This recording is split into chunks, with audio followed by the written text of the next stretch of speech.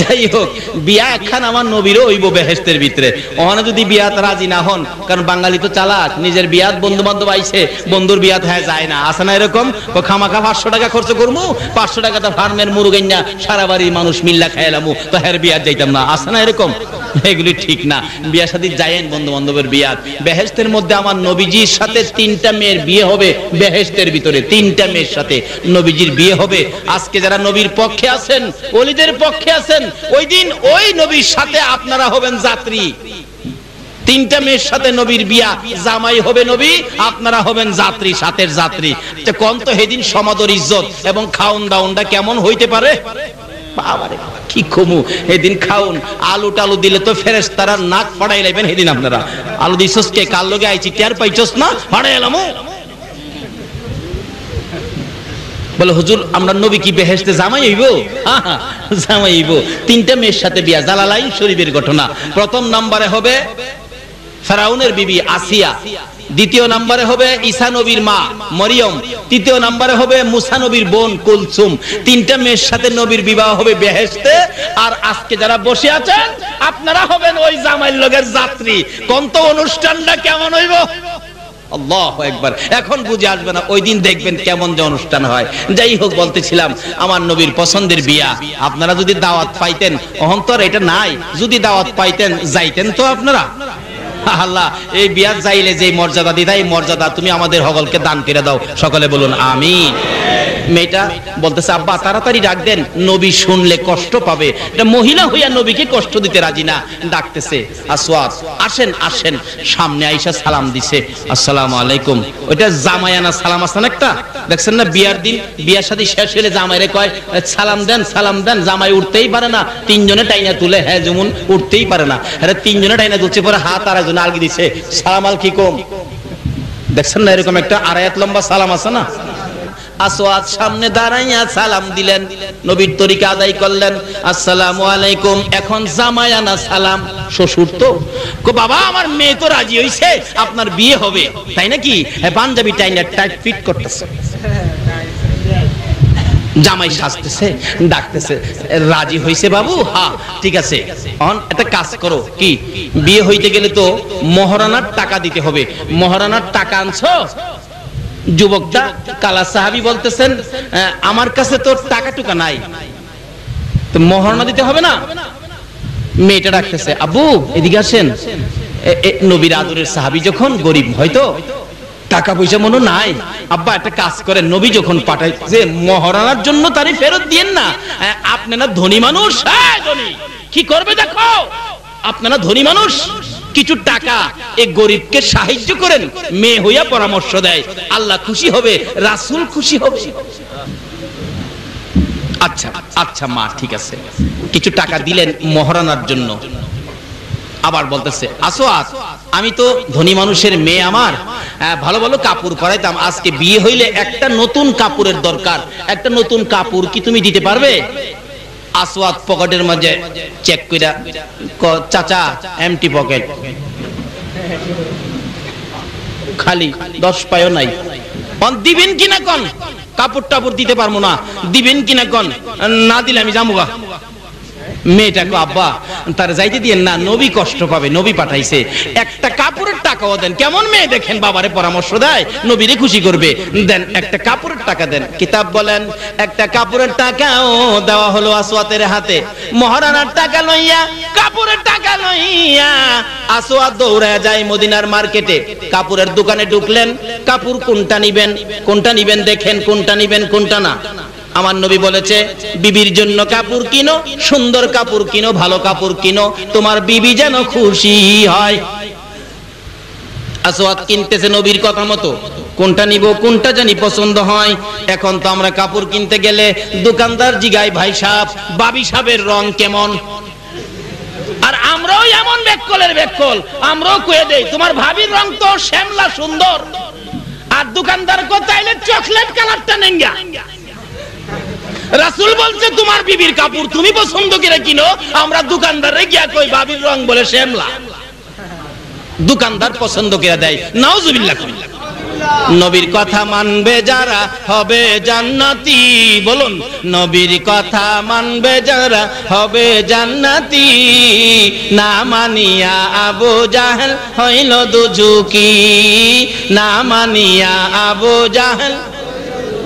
বলতেছিলাম নবীর কথা মানে সুন্দরী মেয়ে, নবীর কথা মানে কালো ছেলে, দুজন নবীর কথা মানে। বলতেছে সুন্দর কাপড় দাও আমার বিবি যেন খুশি হয়। দেখেন কোনটা হইলে আপনার বিবি খুশি হবে, কোনটা নিবেন কোনটা না। আসওয়াদ কাপড় দেখতেছে কোনটা পছন্দ হবে। এমন সময় কিতাব বলেন পিছন দিয়ে কে যেন পাগলের মতো দৌড়াইতেছে, এতিমের মতো কাঁদতেছে আর ডাকতেছে, মদিনার সাহাবীরা রে, মদিনার যুবকেরা রে, মদিনার দোকানদারেরা রে, খবর পাইছস নি আল্লাহর বন্ধু যুদ্ধের ময়দানে রওনা হয়ে গেছে। সঙ্গে সঙ্গে দোকানদারেরা দোকানদারি বন্ধ করে দিয়েছে। ও দোকানদার ভাইরা, আজকে কারা গো মাহফিলের জন্য সকাল সকাল দোকান বন্ধ করেছো? আজকে কারা ঘুমের বিছানা ফালাইয়া আমার নবীর কথা শোনার জন্য মাহফিলে বসে আছো? লক্ষ্য করে দেখো মদিনার ঘটনা। এবার দোকানদাররা দোকান বন্ধ করে দিয়েছে। কে ডাকতেছে রে?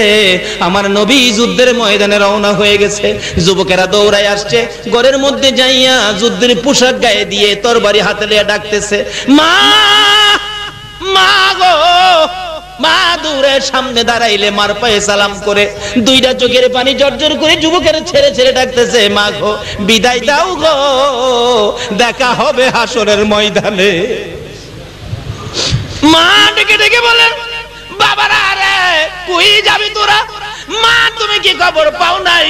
আমার নবী বলে যুদ্ধের ময়দানে রওনা হয়ে গেছে।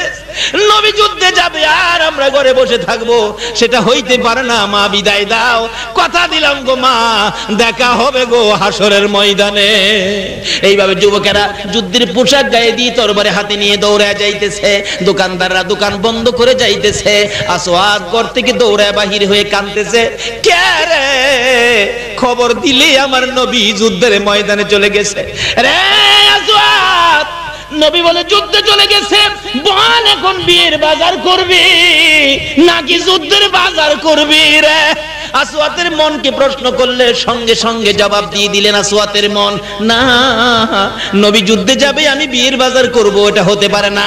আসওয়াত সঙ্গে সঙ্গে বিয়ের বাজারের টাকা মহারানার টাকাগুলো লইয়া একটা তরবারির দোকানের সামনে যায় ডাকতেছে, দোকানদার রে এটা বিয়ের বাজারের টাকা রে, এটা কাপড় কেনার টাকা রে, এটা মহারানার টাকা রে, সবগুলো তোর হাতে দিলাম, জলদি করে একটা তরবারি দে। আবার রাসূল বলে যুদ্ধের ময়দানে রওনা হয়ে গেছে। বিয়ের বাজারের টাকা দিয়ে যুদ্ধের বাজারের টাকা দিয়ে যুদ্ধের সদাই কিনেছেন, কাপড়ের টাকা দিয়ে যুদ্ধের বাজার করেছেন।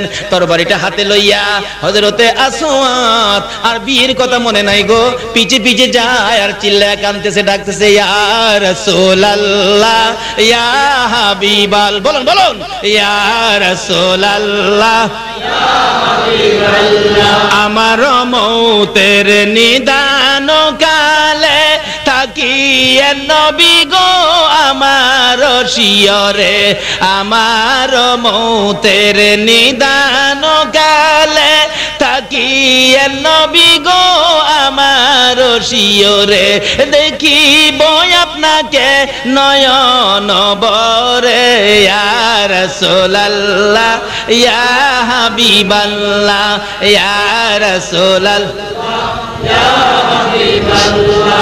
অন্ধকার কবরে যখন দিবে আমারে থাকিয়ে নবী গো আমার শিয়রে, সালাম করিব কদম ধরে, ইয়া রাসূলুল্লাহ ইয়া হাবিবাল্লাহ ইয়া রাসূলুল্লাহ ইয়া হাবিবাল্লাহ। কিতাব বলেন এইভাবে চোখের পানি ছেড়েছিল আমার নবীর নামের তাসবিহ জপতে জপতে বিয়ের বাজারের টাকা দিয়ে যুদ্ধের বাজার তরবারি লইয়া যুদ্ধের ময়দানে হাজির হইয়া যায়।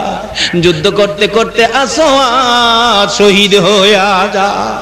যে যুদ্ধে ৭০ জন সাহাবা শহীদ হয়েছিলেন, আমার নবী নিজেও ব্যথায় ব্যথিত হয়েছিলেন। আমার নবী চোখে পানি লইয়া একটু মাথা আলগি দিয়া দেখে কোন কোন সাহাবী মাথা কাইটা গড়াগড়ি করতেছে, কারো কারো কলিজা বাহির হইয়া থরথর করে কাঁপতেছে। আমার নবী কাঁদেন, সাহাবীরা রে না আমি সহ্য করতে পারি না। ও সাহাবীরা, আমার জন্য যারা জীবন দিয়েছে, আমার ভালোবাসায় যারা জীবন দিয়েছে, তাদেরকে তোমরা দাফন করে দাও। শর্ত হলো গোসল দিস না রে, কাফন পরাইস না। হাসরের জমিন যেদিন কায়েম হবে আমি আমার শর্ত হলো গোসল দিস না রে, কাফন পরাইস না। হাসরের জমিন যেদিন কায়েম হবে আমি আমার আশেক পাগল শহীদদেরকে নিয়ে আল্লাহর আরশের কিনারে দাঁড় করাবো, রক্তগুলি ফোঁটা ফোঁটা পড়তে থাকবে রে সাহাবীরা।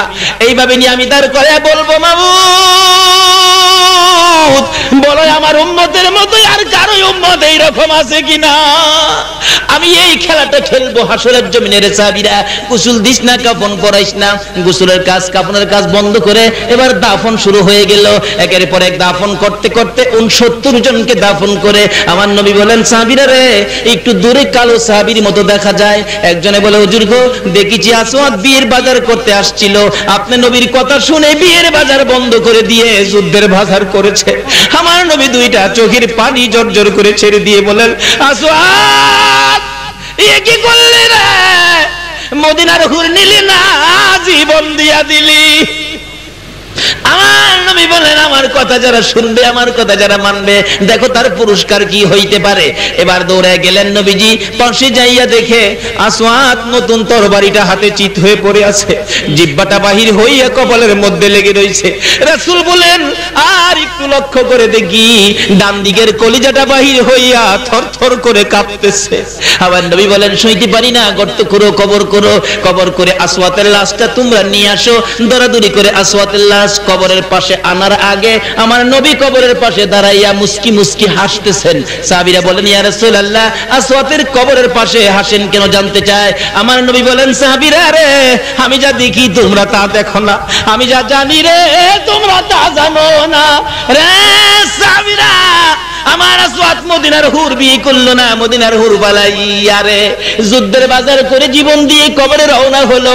আমি দেখি আমার আল্লাহ আমার আসওয়াদের প্রতি খুশি হইয়া রে সাহাবীরা, আসওয়াদের কবরে মদিনার হুরের পরিবর্তে রে সাহাবীরা আসওয়াদের কবরে জান্নাতের হুর পাঠাইয়া দিছে। আল্লাহু আকবার। ইয়া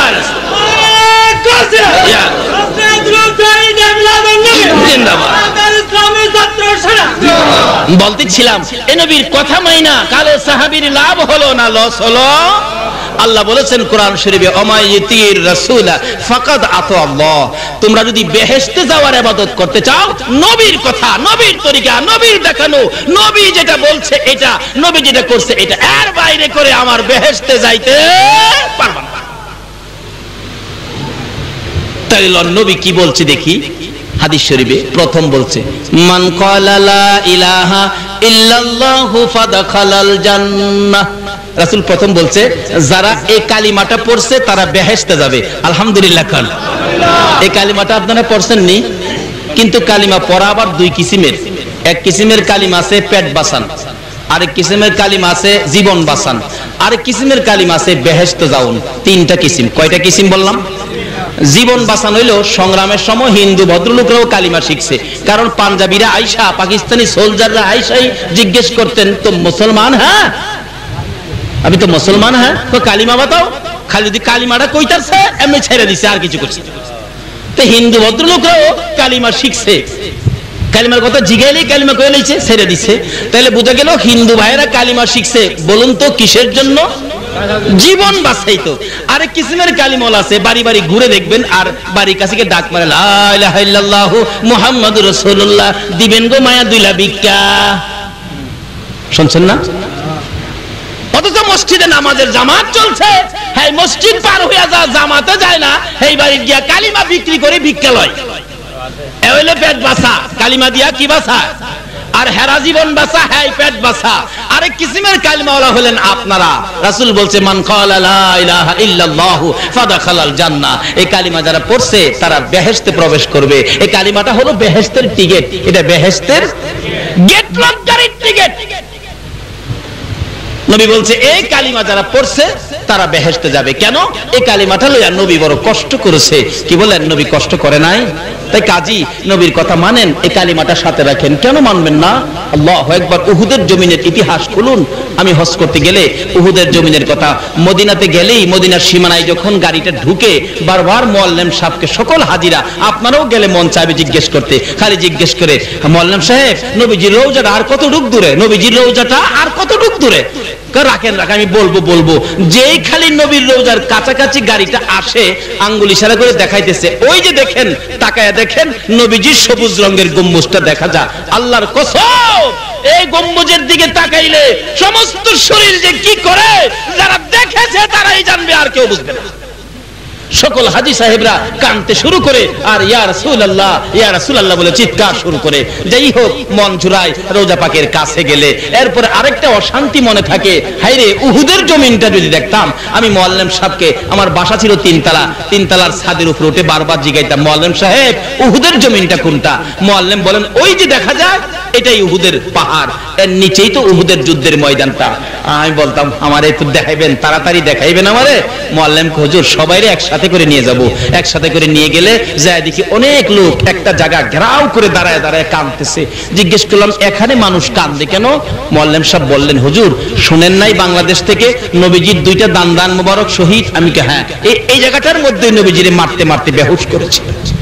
আগের মতোই রয়ে গেছে। অন্যান্য জায়গা মক্কা মদিনায় সব পরিবর্তন হয়ে গেছে, যারা মক্কা মদিনায় গেছেন দেখছেন সব পরিবর্তন, কিন্তু উহুদের জমিনটা একটুও পরিবর্তন করে নাই, আগের মতো রয়ে গেছে। চারদিক ঘেরাও করে আছে। হাজী সাহেবরা কেউ কেউ চোখের পানি মুছে, কেউ কেউ হাউ মাউ করে কান্দে। জিজ্ঞেস করলাম, কেন কান্দেন? বাঙালিরা কেন কান্দো জানতে চাই। হাজী সাহেবরা জবাব দেন, হুজুর জীবনে খালি শুনেছি নবীর দান মোবারক শহীদ, দেখি নাই এই জায়গাটার মধ্যে নবীর দুইটা দান মোবারক ঘুমিয়েছে। অন্তরের কান লাগাইয়া বসে গেলাম। কিছুক্ষণ চুপ করে বসে থাকার পরে শুনি আমার কানে যেন আওয়াজ আসতেছে, আমার নবী এখনো দাঁত ভাঙ্গা ব্যথা লইয়া রে, উম্মতের মায়ায় নবী কান্দে। এইভাবে আমার নবীর দুইটা দান মোবারক শহীদ করার পরেও আমার নবীকে মারতে মারতে এই জায়গাটার মধ্যে বেহুশ করে ফেলে দিয়েছিলেন। মাথার লোহার টুপি ভেঙে টুকরা করে দুইটা এরকম লম্বা লম্বা টুকরা মাথার দুই পাশে দিয়ে ভিতরে ঢুকাইয়া মস্তক মোবারকে লাগাইয়া দিয়েছিল। নবীজি বেহুশ হয়ে জমিনে পড়ে গেলে আরো মারতেছে, নবীজিকে জীবনের শেষ বিদায় করে দিবে। কেউ ছিল না পাশে। হযরতে জিবরাইল এইভাবে দুইটা হাত বাড়াইয়া আমার নবীর কুলে উঠাইয়া টান দিয়ে সরাইয়া নিয়ে আসছে, আর যেন মারতে না পারে। উহুদ পাহাড়ের মাঝামাঝি, নিচ থেকে দেখা যাবে না, নিজের চোখে দেখে আসছি এমন একটা জায়গায় জিবরাইল আমার নবীকে কুলি করে নিয়ে ডাকতেছে, উহুদের পাহাড় পাথর রে, দেখ তোরার কি মায়া লাগে না? যেই নবী না হইলে তোরা হইতে না, আমি হইতাম না, কুল কায়নাতের কিছু হতো না। এই নবীকে মারতে মারতে দেখ কি করেছে, বেহুশ করেছে। একটু বিছানার ব্যবস্থা করে দে, আল্লাহর বন্ধুকে শোয়াইয়া রাখি। জিবরাইল বলেন, এইভাবে ডাক দেওয়ার সঙ্গে সঙ্গে দেখি লম্বা একটা পাথর ফাইটা তোলার মতো নরম বিছানা হইয়া যায়। পাথরের বিছানার মধ্যে আমার নবীকে শোয়াইয়া জিবরাইল মাথার পাশে বসে বসে প্রশ্ন করতেছেন, ইয়া রাসূলুল্লাহ দাঁত ভাঙ্গা ব্যথা কেমন লাগে? আমি জিবরাইলের কাছে বলুন না। হুজুর মাথা ভাঙ্গা ব্যথা কেমন লাগে আমার কাছে বলুন না। আমার নবী জ্ঞান ফিরে গেছে, জিবরাইলের দিকে এতিমের মতো তাকিয়ে আছে, চোখের পানিগুলি জর্জর করে পড়তেছে, ছোট্ট ছোট্ট সুরে ডাকতেছে, জিবরাইল দাঁত ভাঙ্গা ব্যথা কেমন লাগে জিগাইলি, মাথা ভাঙ্গা ব্যথা কেমন লাগে জিগাইলি, আমার উম্মতের ব্যথা কেমন লাগে জিগাইলি না। জিবরাইল রে, দাঁত ভাঙ্গা ব্যথার চাইতে মাথা ভাঙ্গা ব্যথার চাইতে রে আমার গুনাহগার উম্মতের ব্যথা বেশি। যেই নবী নিজের ব্যথা গোপন করে উম্মতের ব্যথা প্রকাশ করে গো, বলুন এই নবীর কথা মানলে লাভ হবে না লস হবে? নবীর কথা মানবে যারা হবে জান্নাতি। বলুন নবীর কথা হবে জান্নাতি। না মানিয়া আবু জাহেল হইল দুজুকি, না মানিয়া আবু জাহেল এখন নবীর কথা মানবেন, আল্লাহ বলছে তো, নবী বলছেন মান ক্বালা লা ইলাহা ইল্লাল্লাহু ফাদাখালাল জান্নাহ। রাসূল বলছেন এই কালিমাটা বেহেশতের টিকেট, এই কালিমাটা যার কাছে আছে সে বেহেশতে যাবে। তাহলে টিকেট পাইলাম, আমরা বেহেশতে যাব, কিন্তু টিকেটটা কোন দিকে নিলেন? জীবন বাঁচাইতে নিলেন নাকি পেট বাঁচাইতে নিলেন না বেহেশতে যাইতে নিলেন? এবার এটা একটু লক্ষ্য করে টিকেটটা পরিষ্কার করুন। যদি টিকেট সুদ খায়া টিকেটের নাম্বার ক্যান্সেল করে থাকেন বেহেশতে যাইতে পারবেন না। ঘুষ খায়া থাকেন বন্ধ করুন, মানুষকে ঠগায়া থাকেন বন্ধ করুন। যদি বেনামাজি হয়ে থাকেন নামাজ পড়ুন, কারণ এই কালিমাটা লইয়া নামাজে অবশ্যই আসতে হবে। রাসূল দ্বিতীয় কথাই বলেছেন আসসালাতু মিফতাহুল জান্নাহ। এই টিকেটটা হইলো বেহেশতের টিকেট আর নামাজটা হইলো বেহেশতের চাবি। সুবহানাল্লাহ। আল্লাহ যে বলছে বেহেশতে যাইতে গেলে নবীর কথা মানেন, দেখেন নবী কত সুন্দর করে সেটিং করে দিছে। কালিমাটা হলো বেহেশতের টিকেট, নামাজটা হইলো বেহেশতের। এখন চাবি আছে, টিকেটও আছে, অন বেহেশত কই? চাবি আছে, টিকেট আছে, বেহেশত কই? নবী গো বেহেশতটা কই? আমরারে বইলা দেন না, আমরা বেহেশতে যাব। রাসূল বলবে, আল্লাহ বলছে নবীরে জিগাও না, নবী তো বলে দিবে। নবী বলছে আল জান্নাতু তাহতা আকদামিল উম্মাহাত, তোমার মায়ের পায়ের নিচে তোমার জান্নাত। বলুন কার পায়ের নিচে? আর একটু জোরে বলতে হবে। শেষ কথা, সব কথার শেষ কথা। বেহেশতের টিকেট আছে, বেহেশত নাই।